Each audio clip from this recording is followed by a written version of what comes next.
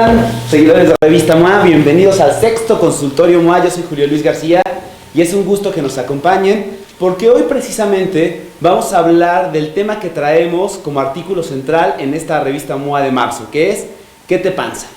¿Quién no sufre de acidez, reflujo, gastritis, colitis, diarrea?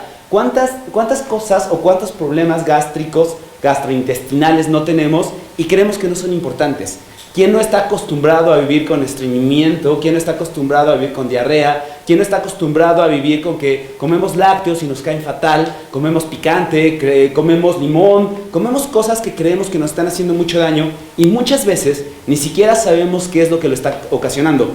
Por eso hoy nos será súper importante que en este consultorio MOA estuviera pues ni más ni menos que la eminencia que escribió el artículo central de revista MOA, que es la doctora Ana Teresa Abreu, a quien recibimos con un fuerte aplauso. ¿Cómo estás, Ana Teresa? ¿Cómo estás, Julio? Seguidores de revista MOA. Bienvenida. Bienvenidos. ¿Y qué les panza? ¿Qué les panza?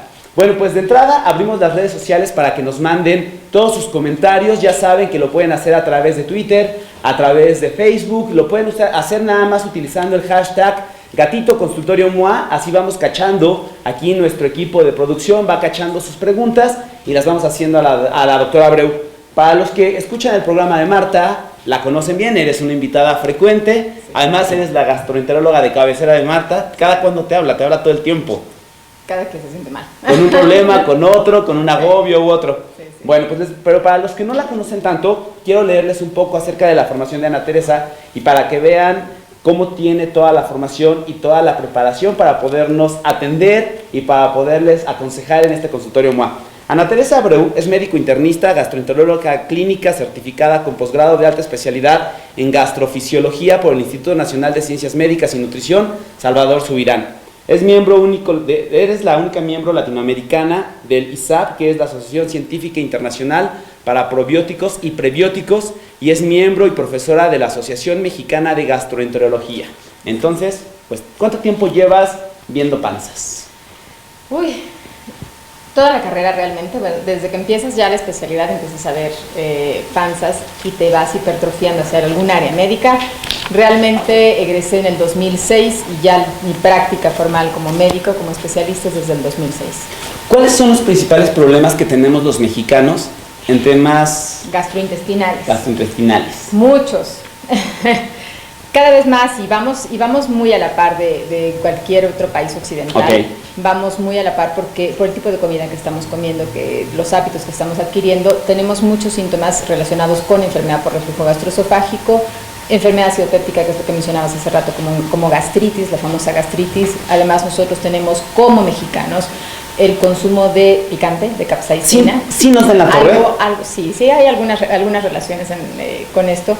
El jitomate que es mexicano. El jitomate es totalmente nativo, es americano y es mexicano. El jitomate es uno de los alimentos que puede causar mucho reflujo. También tenemos datos o tenemos estadísticas de síndrome de intestino irritable, por supuesto.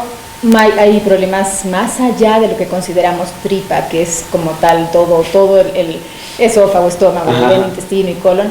Hay otro tipo de trastornos, por ejemplo, cirrosis. Hay mucha cirrosis por alcohol, hay cirrosis por virus B, virus C, hay muchas hepatopatías y en menor grado vemos algunas otras enfermedades que casi siempre son autoinmunes, algo que se llama colitis ulcerativa crónica, enfermedad de Crohn, hepatitis autoinmune, pancreatitis. O sea, hay muchas enfermedades que pueden ocurrir en lo que consideramos un dolor de panza. En el tracto digestivo, claro. Inclusive puedes tener manifestaciones de dolor de panza por una infección de vías urinarias. Ok. Bueno, pues de entrada, si quieres, empezamos con las preguntas que nos hicieron, porque llegaron muchísimas. Es algo que en MOA nos parecía importante atender porque comemos fatal. También los factores como estrés y temas emocionales, claro, que afectan. Entonces, era importante tener este número dedicado a todos los padecimientos que tenemos en el estómago o tracto digestivo y que a veces no sabemos ni qué es. De entrada... Y les quedó hermoso, déjame que les diga, porque la verdad, tú dijiste que yo escribí el artículo y la verdad les di la idea, pero ustedes lo hicieron hermoso y con un lenguaje muy práctico para toda la gente y funcional. Así es que... ¿Qué es la idea? ¿Estás de acuerdo? Siempre buscamos que el lenguaje y que todo sea lo más accesible para todo el mundo. De entrada, creo que todo el mundo decimos en algún momento es que tengo colitis, es que tengo gastritis. Ah, sí, hay gente y no que sabemos ni cuál es la diferencia. Están casados con diagnósticos que ni siquiera son. ¿Qué es la colitis y qué es la gastritis? Gastritis. Gastritis es realmente un diagnóstico que se hace cuando ya se ve la mucosa en un estudio endoscópico y se ve algún proceso inflamatorio. Ves que está congestiva, que está muy roja, que está irritada, que pueden haber erosiones. Eso es lo que es gastritis y realmente es un diagnóstico que se basa en que hayan arrancado un pedacito de esa mucosa del estómago. O sea, tuvieron que meter algo. Un endoscopio. La hayan visto y demostrar que efectivamente las células son células inflamatorias y que están causando como tal un proceso de inflamación, gastritis. Ok, entonces no es cualquier ardor, no es cualquier... Sin embargo, clínicamente o sea, hay síntomas que pueden hacerte sospechar que tienes gastritis, como cuáles, sensación de vacío en la boca del estómago, y la boca del estómago es donde se nos unen las costillas, no abajo. Donde se nos unen las costillas, esa es la boca del estómago, es una sensación de vacío que típicamente te pide de comer. Esa es la diferencia con otro tipo de ardores que pudieran estar más o menos en la misma zona. Te pide de comer, comes y te causa alivio, te da paz. Ese es un dolor de gastritis. ¿Y colitis? Colitis es un término muy viejito para todos aquellos que piensan que colitis es distinto que síndrome de intestino irritable, que síndrome de intestino irritable es más grave que una colitis y que hay una colitis que es nerviosa y otra colitis que... Síndrome de intestino irritable es el término correcto para lo que se conocía colitis. ¿Entonces colitis ya no? Ya no, porque realmente abarca lo que te causa el síndrome de intestino irritable o los órganos que afecta, que son los dos tipos de intestino, el intestino delgado y el intestino grueso, no solo el colon, que esa es la colitis. El síndrome de intestino irritable también te da síntomas que son muy variados, casi siempre se describen como malestar o disconfort, malestar abdominal que se alivia después de que tú tienes una evacuación, que vas al baño, asociado a las alteraciones en el cambio de tu hábito intestinal y que los tengas aproximadamente por más de 3 días en los últimos 3 meses, al menos 6 meses previos. O sea, tiene que haber recurrencia.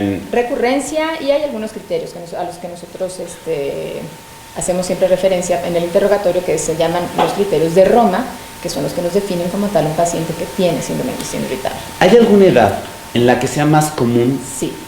¿Cuál es? Hay una edad, más o menos en la edad media, en la edad en la que estás más productivo, en la que estás más involucrado en la sociedad, en la que tienes que estar dentro de este mundo globalizado. Esto aproximadamente entre los 30 y los 50 años puede presentarse más, se presenta más en mujeres, 3 mujeres a un hombre. Son cifras muy, muy, muy curiosas. Hay distintos tipos de síndrome de intestino irritable, hay con predominio de estreñimiento, con predominio de diarrea, con alternancia, nada más con dolor. Y estos también varían en sintomatología y en predominancia. Algunas veces son más en mujeres, más en hombres. Y hay una entidad en la cual estamos entrando muchísimo más en esta época, que es algo que se llama el síndrome de intestino irritable postinfeccioso, donde los mexicanos tenemos, yo creo que vamos a ganar cifras, y no es que nos ganamos algún premio. Otro récord mundial. Otro récord, porque realmente el antecedente de un proceso infeccioso o de uso de antibióticos te puede favorecer que tú desencadenes síntomas que son compatibles con síndrome de intestino irritable. O sea, tenemos como temas particulares como cultura que tendríamos que atender. Sí. Cuando pensamos en este tema y cuando hablábamos de generar este consultorio MOA en concreto, aquí con el equipo de producción platicábamos, ¿existen términos o existe algo que se puede considerar lo normal? ¿Cuánto es normal ir al baño, por ejemplo? Ir al baño, ¿Sí? Evacuaciones. Hacer popó. Evacuaciones, ok. Ese es todo un mito. Y es curioso, la verdad es inevitable sonreír, porque hay pacientes que dicen, es que oye, yo nada más voy una vez al día. Pues es muy normal ir una vez al día. ¿Es normal? Sí, pero también es normal ir una vez cada tercer día. Y también es normal que hay personas que después de comer, de desayunar, van al baño, comen, van al baño, cenan, van al baño. Y también es normal. Y también es normal siempre y cuando no cause molestias, no te cause dolor. Las evacuaciones, recordarán en algunas publicaciones de MOA está algo que se llama la escala de Bristol, donde el Bristol 3, 4 y 5, esto es una pieza de hecho la suave. Tenemos ahí, la vamos a poner ahorita en el sistema. No la tenemos para Facebook ni para YouTube, la tenemos, para Facebook ni Twitter, la tenemos nada más para YouTube, pero si pueden echar un ojo a YouTube, ahí en este momento les estamos mostrando la escala de Bristol. Y la escribimos para que lo ubiquen. La escala de Bristol, la primera, la que dice Bristol 1, son escíbalos, son canicas duras. Que va del 1 al 7 la escala. Va del 1 al 7. 1 y 2 son estreñidas. Entonces, canicas duras que cuesta mucho trabajo expulsar, que haces mucho esfuerzo. El Bristol 2 es una pieza muy gorda, muy grande, dura, compactada por esas mismas canicas que están apelotonadas. Esas dos son las Como señales. tronquito con bolitas, ¿no? Sí, troncote habitualmente y causa mucho dolor. Puede fisurar al salir, puede causar sangrado. Sí, es un escenario difícil. Y todos así de... Sí, todos lo hemos tenido y padecido en algún momento. Las evacuaciones que son normales son las que consideramos 3, 4 y 5. Bristol 3 es una pieza suave con grietas. Bristol 4 es una pieza de buen grosor, de bordes lisos. Bristol 5 es una pieza, son varias piezas con bordes bien definidos, normalitas. Diarrea es cuando las piezas se deshilachan o se desbaratan en los bordes y cuando hay agua. Son los escenarios en los que dices, estoy con diarrea. ¿Y cuáles son, entonces, dentro de esta escala del 1 al 7? Escala 3, 4 y 5 son normales, entonces tú, mientras hagas una vez diario, o tres veces al día, o más de 3 veces por semana, con satisfacción, y Bristol 3, 4 y 5, estás normal. Ok. Entonces, ese es el rango donde, en la escala de Bristol donde la gente puede decir, no importa entonces tanto la frecuencia. No importa la frecuencia siempre y cuando no hagas menos de 3 veces por semana, eso sí es importante. Si haces, vamos a poner un ejemplo, hay personas que te dicen, yo voy al baño todos los días y hago 5 veces en el día. Enseñas la escala de Bristol y te enseñan que hacen efectivamente 5 veces al día, pero Bristol 1. Entonces están haciendo por rebosamiento, están evacuando por rebosamiento. Ese es muy por rebosamiento, entiéndase que ya se llenó. Que ahí ya no cabe más. Y que está saliendo porque tenía que salir. Porque tenía que salir, pero son caniquitas duras. Pero entonces ese paciente está estreñido y piensa que como está yendo 3, 4 veces al baño, está evacuando normal. Y no es así. Es importantísimo entonces que voltemos a ver la taza de baño después de que hacemos el baño. Es importante, pero todos lo vemos. Es algo totalmente instintivo. Vemos lo que hacemos, ¿no? Es una conducta. Es nuestra creación. Es una conducta totalmente instintiva. Si te fijas en los animales, ve a un perro sí, claro. En el pasto, después de que va al baño, pues voltea y ve cómo hizo, pues, después de evacuar. Y realmente para nosotros también es una conducta instintiva, normal, la llevamos a cabo y sí, por supuesto, es importante para todas aquellas personas que tienen esa versión de no, yo no quiero voltear a ver y realmente tenemos que ver cómo estamos. Hay gente que naturalmente sea más estreñida y gente que naturalmente también viva más con diarrea. Sí. Hay gente que naturalmente pueda tener una alteración desde el nacimiento y que tienda a ser más estreñida. Esto es, hay una enfermedad que se llama enfermedad de Hirschsprung, en la que no haya una adecuada inervación a nivel de la parte más, la de salida prácticamente, en el recto y en el ano. Entonces no hay una adecuada inervación, no es tan presente un reflejo durante la evacuación, y eso hace que los niños sean muy, muy estreñidos, que tengan periodos de deposiciones muy prolongados y hagan muy compactado, muy duro. Eso sí puede presentarse. En cuanto a normalidad, es más bien tus hábitos de dieta, tu estilo de vida, tu cantidad de, eso es lo que marca, entonces, ingesta de fibra, de agua. Eso puede marcarte muchísimo más que tengas una tendencia al estreñimiento. Y no es normal tener diarrea. Si realmente estás teniendo diarrea, estás teniendo problemas porque no hay una absorción de nutrientes, porque tu tránsito está acelerado por alguna causa, por alguna toxina, por alguna infección, por un desequilibrio en tu población de bacterias y estás a lo mejor fermentando de más. Entonces la diarrea como normalidad no es normal. ¿El olor? El olor tiene que ver con lo que comes, igual el color, con lo que comes. Sí, bueno, todo el mundo hemos comido betabel y nos llevamos unos sustos, ¿no? Cuando vas y dices, salió rojo, y después te acuerdas que comiste betabel. Entonces tiene que ver el color y el olor. Si tú ingieres alimentos que son altamente fermentables, puedes tener un olor o características en el olor más fuertes o más pestilentes. Esto tiene que ver con la población de bacterias que tengas también. Ok. ¿Cuáles son 3 señales que tú podrías decirle a la gente? Si detectas esto, tienes que ir al gastroenterólogo ya. En síndrome de intestino irritable o en un dolor abdominal agudo. Hay cosas distintas. A ver, en un síndrome de intestino. En síndrome de intestino irritable, que lleves más de 3 veces por semana, estés con distensión o malestar o dolor abdominal, alteraciones o cambios en el patrón del hábito intestinal y que estés básicamente con dolor y alteración en el patrón de tus evacuaciones. Eso ya tiene que decir que realmente tu calidad de semana no es una calidad óptima en tus evacuaciones, en tu estilo de vida, te estás inflando, te estás distendiendo, a lo mejor te tienes que desajustar la ropa o no puedes usar cierto tipo de ropa porque estás inflado, estás distendido y eso te merma la calidad de vida. ¿Y con un dolor abdominal intenso? Intenso. Hay entidades que llamamos, o hay una entidad clínica que se llama abdomen agudo. El abdomen agudo es un abdomen que casi siempre acaba siendo un abdomen quirúrgico, que es un abdomen operable. Esto es un proceso inflamatorio agudo, que es un dolor insidioso que va en aumento, nunca decrece, se mantiene, te despierta incluso en la noche, y esto puede ser pensando, por ejemplo, en una apendicitis o en una inflamación de la vesícula, en una colecistitis, o incluso en una pancreatitis después de una ingesta dura de alcohol y de grasas, también puede ser un escenario que te lleve a un abdomen agudo. Ok, vamos a empezar, si te parece bien, con las preguntas que nos estuvieron mandando durante toda la semana. Doctora, no soy estreñida, pero a veces sale sangre después de evacuar y siempre siento húmedo. Ok, eso es... Bueno, esa sensación de ano húmedo está muy asociada, tiene una alta asociación con enfermedad hemorroidal. Y si lo piensas en el escenario de una evacuación, lo que está sucediendo con dijo estreñida. Estreñida, sí, es mujer, se llama para. Entonces, lo que está sucediendo con ella muy probablemente sea que no se ubique como estreñida, pero a lo mejor el excremento que está evacuando puede ser lo suficientemente grueso como para lastimar o fisurar. Esto es una pequeña ruptura en la mucosa y va a tener sangre. Esa sangre casi siempre es en línea y queda en el papel como una línea, sangre roja, fresca, rutilante le llamamos, en el papel. El sangrado hemorroidal también es durante la evacuación, casi siempre va a la par de la evacuación. Puedes manchar en el papel en gota o puedes manchar el agua o puede envolver el excremento. Entonces, esa sangre puede ser secundaria en una entidad benigna que es como tal enfermedad hemorroidal o una fisura anal.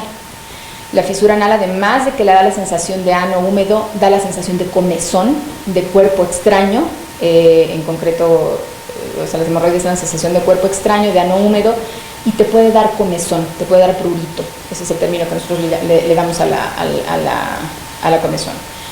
Ese sería un escenario posible. Otro escenario que causaría sangrado y no tanto la sensación de ano húmedo es el hecho de tener alguna pequeña formación de mucosa, en concreto algo que llamamos un pólipo. Ese pólipo, cuando pasa por el interior del recto o del sigmoides, pasa el excremento, lo rasga por supuesto, y por eso puede haber un sangrado.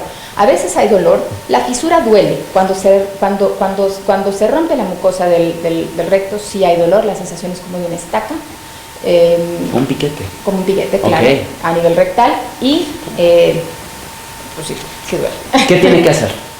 ¿Qué tiene que hacer? Bueno, primero, valorar bien si no es estreñida, que revise la escala de Bristol, si no está en un Bristol 1 o Bristol 2, que ver qué tanto esfuerzo evacuatorio tiene, porque si a lo mejor realmente hace mucho esfuerzo evacuatorio, está favoreciendo incluso el prolapso, o sea, que caigan, que se inflamen, se congestionen esas hemorroides. Ese puede ser un escenario.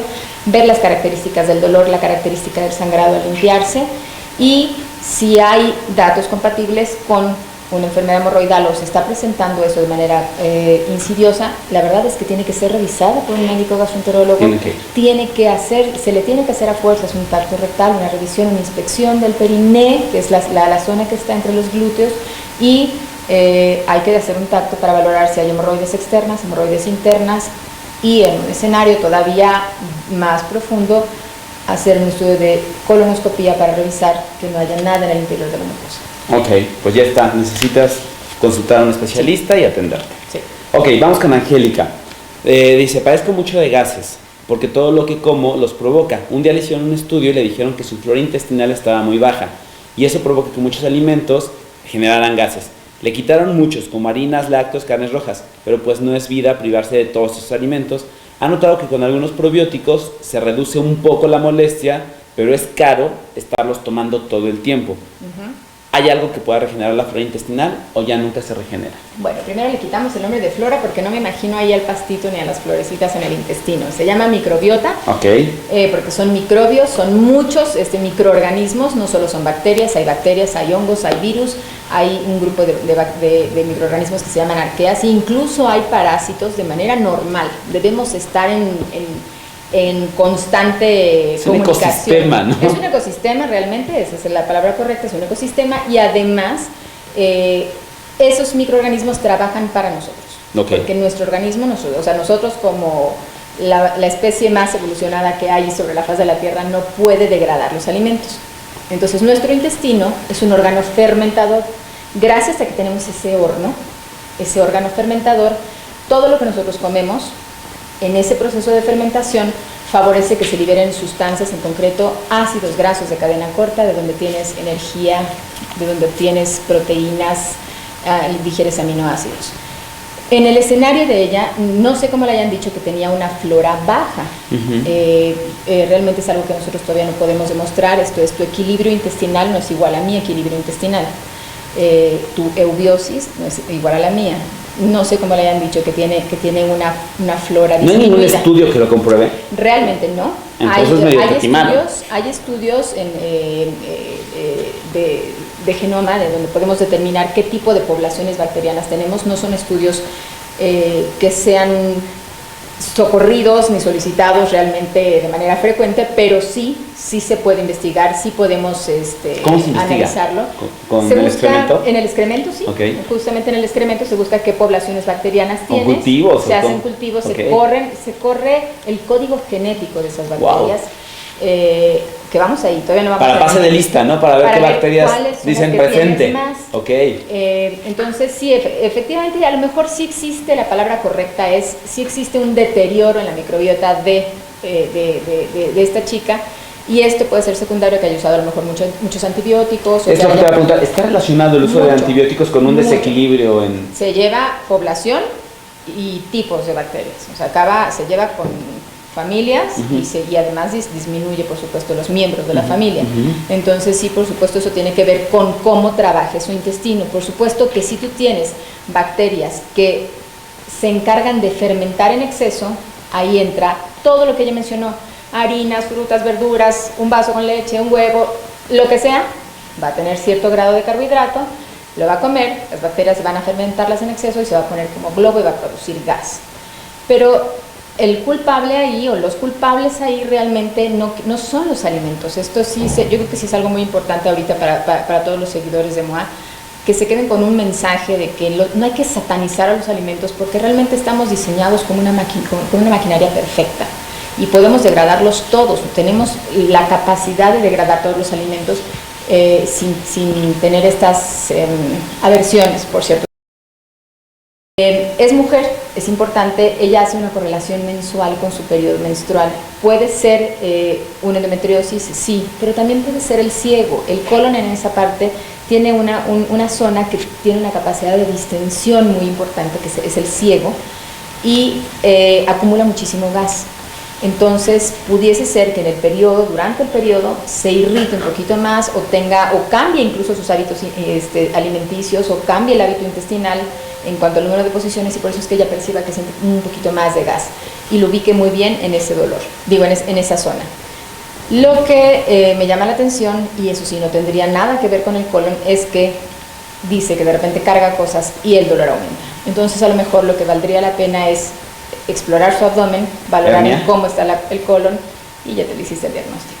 Probablemente se trate de una hernia inguinal o crural, donde al momento de hacer el esfuerzo justamente se percibe más el dolor. ¿Qué estudios le recomiendas hacer entonces? ¿La exploración? Se puede hacer un ultrasonido de pared abdominal, y hay que hacer una exploración donde se le pida que puje, estando acostada y estando de pie, para ver si prolapsa, si bota efectivamente algo en su musculatura que sugiera que sea una hernia. Entonces eso es lo que tienes que buscar, Mónica. Bueno, vamos con María. Tiene 31 años y quiere que le comentes acerca de la gastritis por Helicobacter pylori y hernia hiatal, que le diagnosticaron gastritis crónica por ese Helicobacter pylori.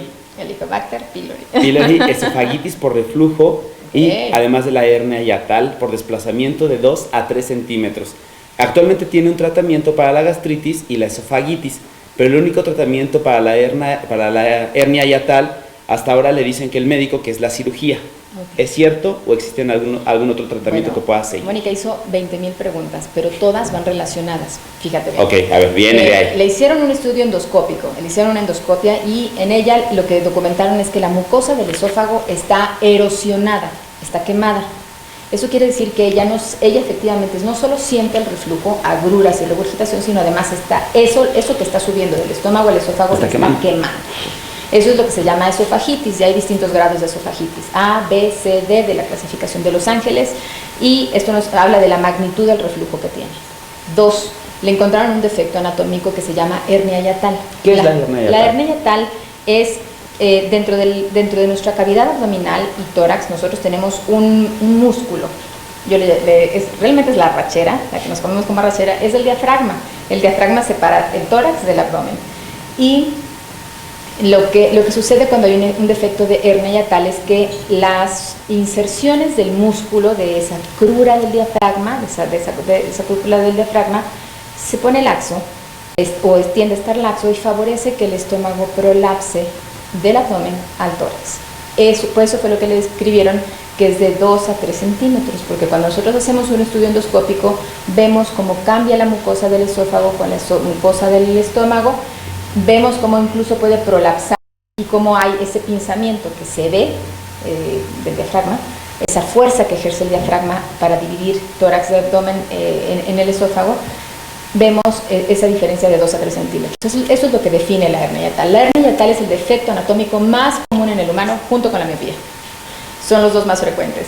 Entonces, muchos de los que nos están oyendo, incluso nosotros de los que estamos aquí, tenemos realmente hernia hiatal y no nos causa síntomas. Hay que operarla, no. La esofagitis se puede cicatrizar, sí, y mantener esa cicatrización con medicamentos, sí. Aunque si ella es una paciente joven, ya no piensa embarazarse, pudiese ser una buena candidata quirúrgica siempre y cuando se haya descartado que no tenga un trastorno en el movimiento del esófago. ¿Y por qué si ya no piensa embarazarse? ¿Qué pasa si quiere embarazarse? Porque cuando se embarace va a volver a incrementarse la presión intraabdominal por el mismo embarazo, y va a volver entonces la cirugía, no va a tener ningún sentido. La cirugía no va a tener ningún sentido. Y el otro aspecto importante es que la cirugía de la hernia hiatal le va a quitar los síntomas de reflujo, sí, por supuesto, pero tiene una vida media de 7 a 10 años, no más. Y entonces, si se opera a los 31, a los 41 va a volver a estar con síntomas de reflujo probablemente. Entonces, ¿tu recomendación sería más bien que se atienda con medicamentos? Habitualmente lo que hacemos es que sí, inicialmente se van con medicamentos e individualizamos cada caso. Claro. Si ella, por ejemplo, ya no va a tener más hijos, y realmente merma mucho su calidad de vida y tiende mucho a la esofagitis y a quemarse, sí procuramos, por supuesto, la cirugía. Y mencioné un bichito que se llama Helicobacter pylori. Helicobacter pylori es una bacteria que en México existe, tiene una prevalencia del 70% de la población. Entonces, de 10 que estamos aquí... yo puedo tenerla y ni me entero. Claro. La adquirimos en etapas muy pequeñas, en la infancia muy temprana, cuando en el kinder, cuando te comparten la paleta del amiguito, porque la transmisión es oral, por saliva, o oral fecal, la comes.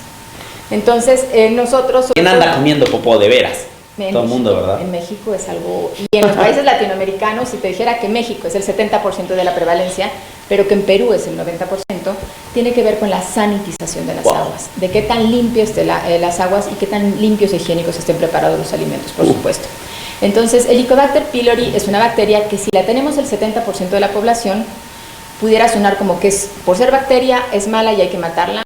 No es cierto. Hay indicaciones muy precisas para matar ese bichito. Sí puede causar gastritis, sí puede estar asociado a enfermedad acidopéptica, que es el término que nosotros le damos, y puede estar asociada también, se ha etiquetado mucho esta bacteria porque puede a veces funcionar como algo que se llama un cocarcinógeno. Puede despertar una enfermedad de cáncer gástrico siempre y cuando tengas carga genética para ello, o tú tengas historia personal de una úlcera gástrica duodenal, o te hayan quitado la mitad de tu estómago, o tomes antiinflamatorios, o tomes esteroides. Pero realmente el Helicobacter, si no te está dando lata, déjalo ahí. Entonces, ¿tú valorarías que María decida si no va a tener hijos o si todavía piensa tener hijos antes de la operación? lo que realmente de manera inicial debe hacer María es, si tiene esofagitis, saber que ella siempre que tenga reflujo se va a quemar. Eso no va a cambiar, ese fenotipo, esa manera de expresarse el reflujo en ella no va a cambiar jamás. Siempre que tenga reflujo se está quemando. Entonces hay que procurar cicatrizar esa esofagitis, mantenerla sin reflujo y ya mencionar si es o no una candidata quirúrgica. Perfecto. Vamos con Karina. Esta semana he tenido muchos retortijones y pequeños dolores estomacales. A veces estoy como si nada y luego de comer me comienzan los retortijones. He pensado que con un Pepto se soluciona. ¿Es posible que mi estómago se haga sensible e intolerante a algunos alimentos y que cause esto? Sí, probablemente. Está teniendo, realmente los retortijones los conocemos como cólicos, punzadas, espasmos, son los términos que todos nosotros usamos en distintas terminologías, dependiendo de qué costumbre tengas, pero realmente pareciera que está teniendo espasmos, cólicos. Estos son contracciones del músculo, el colon, así como está en la imagen de la revista, realmente es un tubo, y ese músculo tiene la capacidad de apretarse, contraerse y de distenderse. Debe hacerlo de una manera equilibrada, suavecita, e ir moviendo gas, ir moviendo excremento. Pero cuando se aprieta muy fuerte, eso es un espasmo, o cuando está muy distendido, las fibras están estiradas y también te duele. Entonces, ella tiene muchos síntomas de espasmo, probablemente tenga datos de síndrome de intestino irritable. En ella habrá que saber no solo esas pequeñas punzaditas, espasmos que se presentan después de comer. ¿Y por qué después de comer? Porque ella el mismo intestino está empujando lo que tiene y le dice, oye, muévete, viene más y tienes que moverte, tienes que sacar. Ok. ¿Cuál será la recomendación para ella? La recomendación es igual, evaluar el abdomen, explorar el abdomen, valorar qué tipo de antiespasmódico requiere, si tiene espasmo y además distensión, y cómo está el patrón de sus evacuaciones. Eso es importante también, asociarlo al interrogatorio. Hay que hacer una revisión más. ¿Cómo come? ¿Qué come? Vale. Ok. Ariadna, mi problema es que se me inflama mucho el estómago. Soy estreñida y me dan dolores abdominales repentinos. Algunas veces son como una especie de navajazos en la parte baja del abdomen, ya sea del lado izquierdo o derecho. ¿Qué será y qué puedo hacer? ¿Qué es? Es el colon. Realmente lo describe. ¿Qué porcentaje tenemos colon irritable o hay con colon? Es altísimo el porcentaje yo te podría decir que en mi consulta el porcentaje de consulta por síndrome de intestino irritable es aproximadamente el 70%. 70%. Es muy alto. Muy alto. Vamos con las preguntas que han llegado hasta este momento. Les recuerdo que estamos en esta transmisión multiplataforma de Revista MOA a través de nuestro canal de YouTube, a través de Facebook y a través de Periscope en Twitter, con la doctora Natalia Abreu, hablando de qué te pasa, dolores, agobios y problemas estomacales. Y ahorita nos han estado mandando qué pasa con la colitis nerviosa. Colitis nerviosa, el gran mito, ¿realmente es por nervios? Antes pensábamos, te voy a hacer una reseña histórica. Ver, antes decían que la colitis era solo de las mujeres, o sea, era algo de género. Siempre está asociado a tu personalidad, lo que te convierte, te pone una etiqueta de que además de que eres mujer, eres nerviosita, sí. O estás viviendo un periodo de estrés, no hay nada más poco relacionado, esto no es prácticamente nada verídico.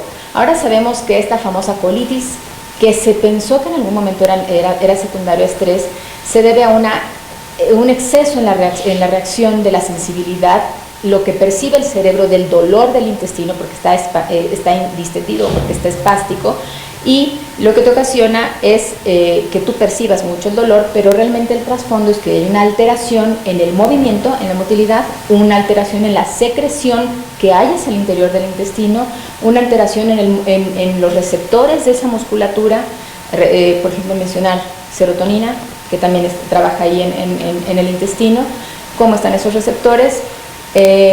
Los estados de estrés pueden generar exacerbaciones de la colitis, pero no es una colitis nerviosa. Realmente tú tienes síndrome de intestino irritable y está exacerbado a lo mejor por un periodo de estrés que estés viviendo.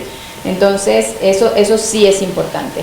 Y ahora también sabemos que esta situación de que tengas alteraciones en el movimiento intestinal y en la secreción también puede estar asociado a el tipo de bacterias intestinales o de microorganismos que tienes, o el antecedente de un proceso infeccioso. ¿Qué pasa con los enemas? ¿Los recomiendas? No. No, así de categórico. Te voy a explicar. A ver, viene. Se han puesto de moda, ¿estás de acuerdo? Se han puesto muy de moda. Un poco cuando haces este asunto de tratamientos de detox y te voy a decir que te pueden poner café, te pueden poner orina, te pueden poner ozono, te pueden poner vinagre, que es ácido acético, y por ahí pues inclusive están hasta autorizados realmente, pero no están validados por los organismos internacionales porque no solucionan nada y sí te generan muchas alteraciones más. Y te lo quiero decir, o sea, vamos a explicarlo a todos los seguidores tratando de pensar en cómo funcionamos. Okay. Tu colon inicia del lado derecho y es como si fuese una U invertida. Sube es el colon ascendente, colon transverso, colon descendente, sigmoides y recto. Si tiene una dirección de derecha a izquierda para salir, ¿por qué motivo vas a meter en contrasentido líquido que no maneja tanto el colon? De hecho, la función del colon es absorber. Entonces, si estás, exactamente, tiene vellosidades, tiene bacterias, tiene una capa de moco donde hay una actividad de todos los microorganismos, están trabajando de manera a una velocidad impresionante, están produciéndonos energía, están produciéndonos ácidos grasos, están produciéndonos aminoácidos, están liberando y absorbiendo vitaminas, y tú de repente llegas con un chorro de agua, hasta jabón le ponen, o sal, y le llegas con un chorro de agua en contrasentido, y adiós vellitos, adiós vellosidades intestinales, barres todo, adiós bacterias, adiós virus, adiós hongos que deben estar, y adiós con un funcionamiento normal, además de la agresión en contrasentido, y te quedas con muchos síntomas que a veces te perpetúan un estado de inflamación de la mucosa y llegan a lastimar, y llegan a afectar la musculatura, y la verdad es algo dañino. No hay ahorita ninguna evidencia científica que los respalde. ¿Y qué puedes decir o qué opinas de este tema de que cuando comemos mal y hay como muchos alimentos que se quedan pegados al intestino y que no salen ahí por años? ¿Es cierto? No. No y sí. ¿Cómo se llama esto? El empacho. El empacho. El empacho tiene un fundamento, sí tiene un fundamento teórico, un fundamento funcional. Realmente el alimento no se te va a quedar pegado por años. Eso es mentira. ¿Por qué? Porque justamente como el moco se va produciendo, se va liberando, va transitando el excremento, hay movimientos y hay contracciones, no hay manera de que se te quede. Sin embargo, sí, parece ser que el empacho sí tiene, es como, más que se te haya pegado el alimento, la cascarita de alguna fruta o la tortilla que se te quedó ahí. Yo recuerdo que tomamos ese pellejos de pollo. Hay gente que dice, es que sacó la tortilla que tenía ahí, que se había comido hace 5 días y luego hacen las curas de empacho.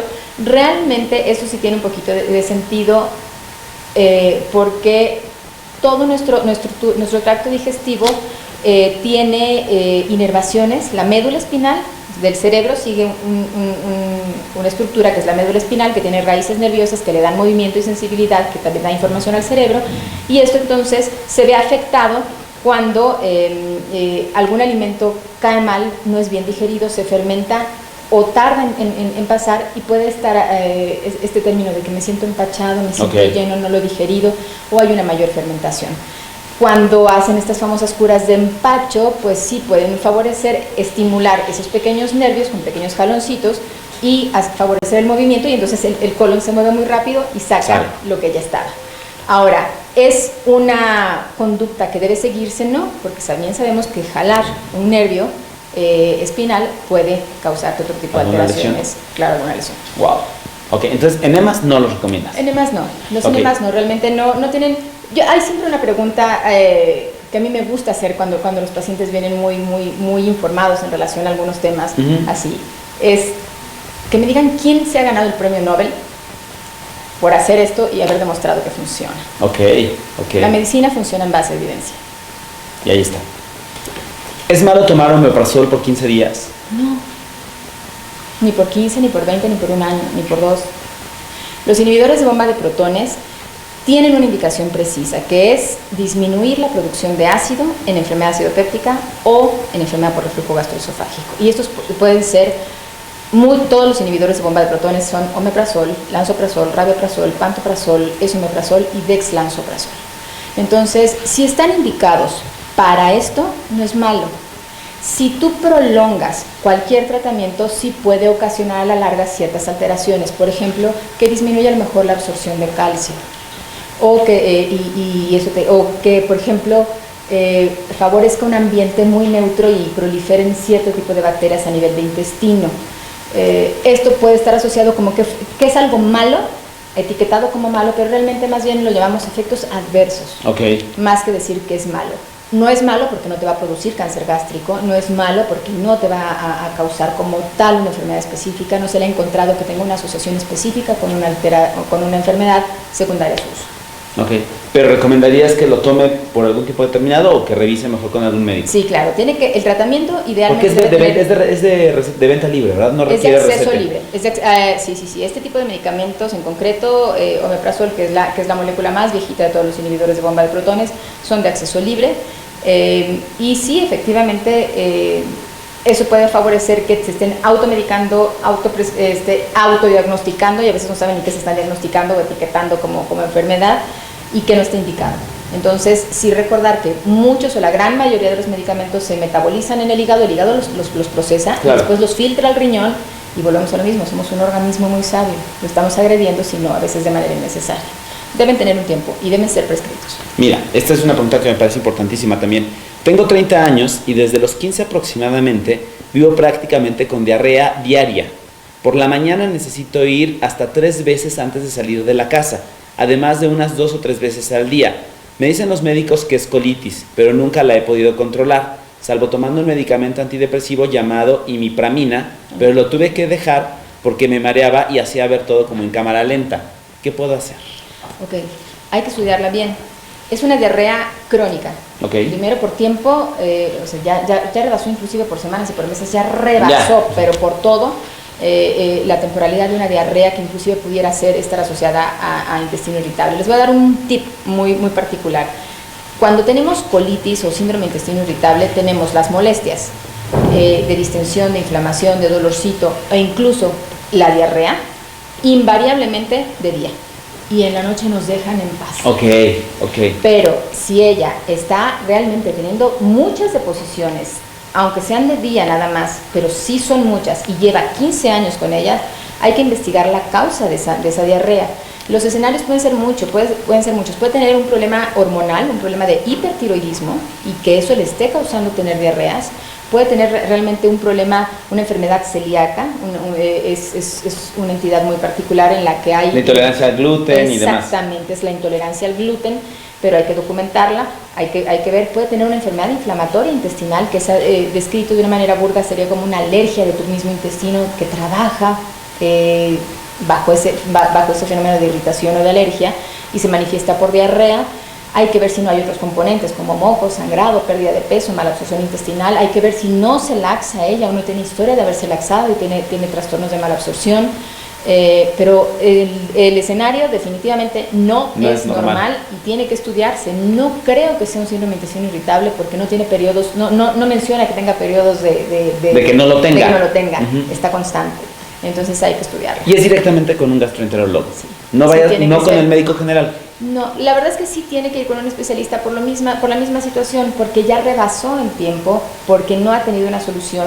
Los medicamentos que le dieron, en concreto imipramina o amitriptilina, los ocupamos específicamente en el área de gastroenterología para disminuir la sensibilidad al dolor, no tanto para la diarrea. Entonces, a dosis muy bajitas nos funciona para disminuir, para que nuestro cerebro no perciba tanto dolor. Entonces, a lo mejor algo que no mencionó ella es que además de la diarrea hay dolor.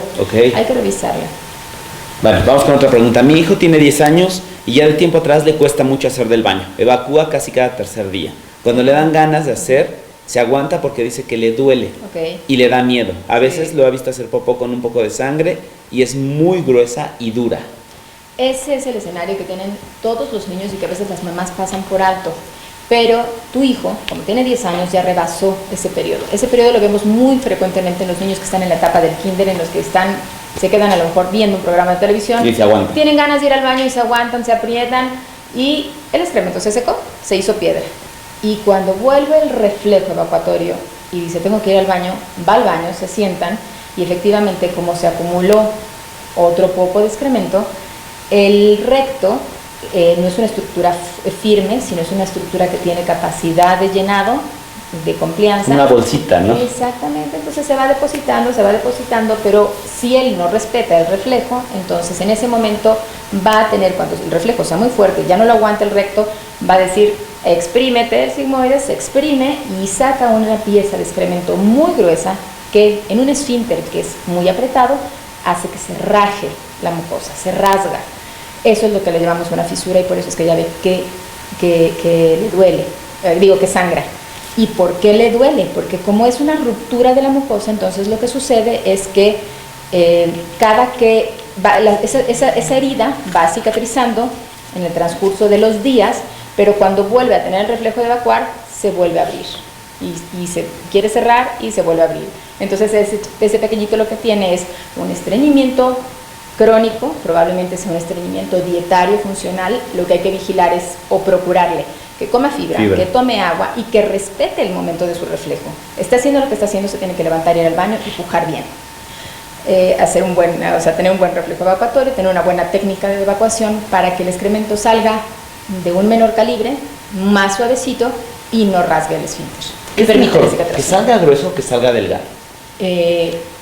Muy grueso va a ocasionar fisuras. Okay. Y muy delgadito, ya le llamamos heces acintadas, que son como lombricitas, es malo. Las heces acintadas pueden ser favorecidas por un escenario bueno o por un escenario malo. El escenario bueno es que esté tan inflamado el colon con un espasmo, que entonces haga el efecto de duya, como la de los pasteles, y entonces salga una cintita, una lombricita. Pero algún escenario malo sería que exista un tumor, un pólipo que esté deformando en el interior y el excremento, en vez de salir grueso, se deforme y salga hecho una cintita. Ok. Esperanza, tengo hemorroides desde hace varios años, pero ahora estoy embarazada y de verdad ya no sé qué hacer. Duelen, arden, se salen, sangran, es imposible estar sentada o parada. Sí. No puedo tomar prácticamente nada por el embarazo, pero me mandaron lidocaína. ¿Sí? ¿Hay algo más que pueda hacer? No me gustaría estar todo el embarazo así. Como bien y no tengo problemas de estreñimiento. El problema es que como y tengo el problema muy avanzado. Cada vez que evacúo, pues se salen y duelen espantoso. Sí. Estás embarazada. En el embarazo se incrementa la presión intraabdominal, cae sobre el piso pélvico, por supuesto, y esto favorece que estén congestivas esas hemorroides. Está haciendo bien al comer suficiente fibra y al tomar abundante agua y justamente evitar que no tenga excremento muy duro. ¿Qué puede hacer? Va a tener que esperar a que termine realmente el embarazo de manera común. Nosotros entre los médicos les aconsejamos algo que se llaman baños de asiento o sediluvios, que son lo que hacen las abuelitas en una tinita, en agüita caliente, templadita, caliente. ¿Para qué sirven los baños de asiento? Para desinflamar. Y lo que le están poniendo es un poquito de lidocaína y probablemente un policresuleno, debe ser un desinflamatorio también. Hidrocortisona, dice. Bueno, la cortisona no es muy aconsejada porque lo que va a hacer es adelgazar todavía más las capas de la piel y más de la mucosa, entonces no es conveniente, por supuesto, que se adelgace. Lo más conveniente es que ocupe policresuleno con alguna gilocaína o lidocaína. Son pomadas que vienen. ¿Algún producto que le recomiendes en concreto, alguna marca que pueda encontrar en la farmacia? Sí, Proctacid, solo que en ella en particular que no ocupe el émbolo, que se ponga en el ungüento en el dedo y que se limpie, evite limpiarse con papel de baño, que procure limpiarse con toallitas húmedas. Okay. Y que se ponga de manera local en el ano, en el esfínter, después de cada evacuación, después de bañarse, se seque bien y se ponga un poquito de Proctacid, por supuesto. Ok, otra, con colitis nerviosa, ¿no? Ya lo entrecomillo porque ya nos dijiste que no es colitis nerviosa. ¿Es curable o de por vida tiene que tomar Libertrim? ¿Hay algún otro medicamento que sea mejor? Porque a veces ya no le hace efecto, se llama María Elena. María Elena, lo que está pasando contigo es que, bueno, primero, la respuesta, ¿es curable? No, nunca se nos va a quitar el síndrome de intestino irritable y yo también lo tengo. ¿En serio? Claro. Okay. Claro, estamos en un mundo globalizado. Por supuesto que no. No se va a quitar, va a tener episodios de remisión, episodios de exacerbación y Un único medicamento, una única molécula no le va a funcionar en todos los escenarios. Hay escenarios, para María Elena hay que decirle que hay ocasiones en las que va a estar a lo mejor con predominio de espasmo, va a funcionarle el Libertrim, sí, pero a lo mejor hay predominio de espasmo y distensión y necesitamos otro tipo de moléculas. O a lo mejor hay excesivo gas, necesitamos otras cosas, eso es importante. Todos los moduladores del tránsito, en concreto ella menciona uno, todos los moduladores del tránsito hacen algo que nosotros llamamos taquifilaxia, ese es el término médico, a resistencia, ya no nos funciona tanto y hay que cambiarlos, hay que estarlos modificando de manera periódica. Pero tiene que verlo con el especialista. Sí, claro, no se puede autoprescribir. Esto me pareció fuertísimo. Hace 3 años le diagnosticaron con una endoscopía hernia yatal. ¿Sí? ¿Tiene alguna relación con algún posible cáncer de esófago por no haberse tratado? ¿O no tiene ninguna relación? La hernia yatal como defecto anatómico puede favorecer un reflujo muy crónico y muy prolongado y eventualmente, casi siempre en hombres, raza blanca, sobrepeso y con historia de tabaquismo, puede favorecer una entidad que se llama esófago de Barrett. No es exclusiva del hombre o con estas características, pero puede tener esófago de Barrett. El esófago de Barrett es una entidad en la que la mucosa se reviste de un epitelio intestinal, esto es, se transforma de ser una mucosa de tránsito a una que sí recibe ácido, pepsina, alimento y todo lo que llega hacia el intestino, y eventualmente estando en el esófago puede favorecer al cabo de mucho tiempo, pero en una muy baja posibilidad, en concreto en 7 a 10 años puede derivar en cáncer de esófago en 0.5 a 1%. Ok. Es muy baja la posibilidad de desarrollo de cáncer, aún así el que tiene Barrett hay que estarlo checando con endoscopias. Rodrigo, ¿cuál es la relación entre estreñimiento y cáncer de colon? Mucha.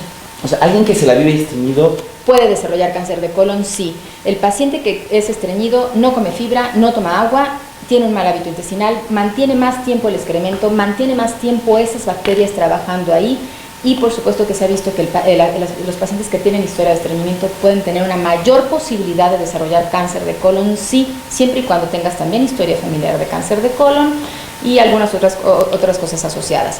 Pero por supuesto que no es sano estar estreñido y sí puede favorecer este mal hábito o esta mala conducta del estreñimiento, puede favorecerte llevarte a un cáncer de colon, sí, pero como un escenario raro. Ok, Gabriela, mi esposo todo el tiempo está inflamado y siempre tiene flatulencias. Sufre de mucho estreñimiento. ¿Puede tomar algo para combatirlo? Claro. Cosas importantes, hay que combatir el estreñimiento y hay que mermar, hay que abatir esa población que tiene de bacterias que están fermentando en exceso y dar algún agente que quite el espasmo, estos espasmos que impiden, o sea, que si está el colon apretado, por supuesto que está distendido e inflado. Cuando se relaja esa zona muscular, favorece que salga el gas y entonces va a estar flatulento, es el escenario. Entonces sí puede recibir tratamiento, claro que sí. Pero tienes que revisarlo o tienes que revisarlo para saber. Y hay un recurso terapéutico que es la dimeticona, por supuesto. Ok, Patricia, tiene 55 años y acaba de ir con un gastroenterólogo porque tiene eructo y gases. Le dice que le dio medicamento y tratamiento para la gastritis. Pero si es gastritis, ¿por qué no le arde el estómago? No tiene ardor ni tiene reflujo. Esa es una confusión muy frecuente, que le denominen gastritis realmente al reflujo, que hay síntomas típicos de reflujo. Reflujo es que estés como dragón, que se te regrese el alimento, que te duele el pecho, eso es lo típico. Pero atípico puede ser dolor de garganta, otitis, carraspeo, tos. Todo esto está asociado, sinusitis crónica, que sientes que tragas moco frecuentemente, esto puede estar asociado al reflujo. Si le den un tratamiento para gastritis y realmente tiene reflujo porque eructa mucho, entonces sí, el tratamiento para la gastritis, que son los inhibidores de bomba de protones, también funcionan en reflujo. Solo debe recordar que debe ser tomado en ayuno, debe dejar pasar media hora, una hora y formalmente desayunar y valorar la respuesta después de 2 semanas. Pero entonces sí puede haber una gastritis sin necesidad de ardor. No, yo creo que lo que tiene, porque tiene eructos, realmente es gases. Más reflujo. Gases por abajo, o sea, es que tú puedes tener las tres cosas, puedes tener enfermedad por reflujo, puedes tener gastritis, pero ella no tiene sensación de vacío ni de hambre que arde que le pide de comer, y además puede tener gases, distensión y flatulencia porque tenga además síndrome intestinal. Ok, ¿por qué tengo la lengua blanca? Bueno, ¿por qué los abuelitos se veían? Eso es histórico, ¿por qué los abuelitos se revisaban la lengua al despertarse? Y la lengua blanca es una lengua que buscamos nosotros, se llama lengua saburral, es una capa de grasa que hay que puede haber en la lengua y se ha visto que cuando hay una excesiva fermentación, hay mucho gas, mucha distensión, y los abuelitos pensaban que no había una adecuada digestión, pero realmente es porque hay un proceso intestinal, puede verse esa burra, puede verse esta capa de grasa blanca. ¿Y por qué es en realidad? Pues realmente no lo sé. Realmente nadie ha descrito la asociación, la razón del por qué, pero es un patrón pero no es indicador de nada. De asociación, sí, de asociación de que puede haber una alteración digestiva y que esa alteración digestiva puede ser intestinal o puede ser por reflujo, sí. Okay. Sí hay asociación. O sea, si alguien amanece todo el tiempo con lengua blanca, ¿recomendarías que haga algo? Sí, hay que buscar primero el por qué está, o sea, si hay síntomas de reflujo o si hay síntomas bajos. Casi siempre está más asociado a sintomatología baja, a intestinal. Que son dolores en la parte baja, del ombligo hacia abajo. Dolores, flatulencia, alteraciones en el hábito intestinal. Oye, pues se quedaron muchas preguntas sobre que ya no nos dio tiempo de contestar. Les recomiendo mucho que vean la edición de Revista MOA de este mes, porque ahí se responden justo muchas de estas dudas. Para que sepan qué les panza. ¿Qué les panza? Me encantó. ¿Dónde te puede encontrar la gente? ¿Dónde puedes solicitar consulta contigo? Estoy en el Hospital Ángeles del Pedregal, estoy en el consultorio 501 de la torre principal. El teléfono es 56 52 20 11, la extensión sería 3501 y ahí estoy con todo gusto. Ahorita ponemos en redes todos tus datos para que la gente saque cita, se atienda, vaya con los expertos y realmente pueda tener un diagnóstico mucho más acertado. Muchas gracias. Muchas gracias a ti, Julio, gracias a todos los que nos escucharon. Me encantó la revista. Qué bueno, eso nos da muchísimo gusto y esperemos que a ustedes también les encante. Muchas gracias a todos nuestros amigos de Encanto y Estilo que se encargaron de poner guapísima a Ana Teresa y que nos ayudaron a dejarla increíble. Nos vemos la próxima semana en el consultorio MOA. Viene Mercedes da Costa y vamos a hablar de la columna. Vamos a hablar de posturas, vamos a hablar de dolores, vamos a hablar de cuello, vamos a hablar de todo lo que dice nuestros huesos y que no tomamos en cuenta. Entonces nos vemos la próxima semana aquí en el consultorio MOA a las 8 de la noche. Yo soy Julio Luis García, gracias por habernos acompañado. Gracias otra vez. Gracias a todos. Nos vemos la próxima semana. Hasta luego. Hasta luego. Bye. No sé si mi micro está encendido. Ok.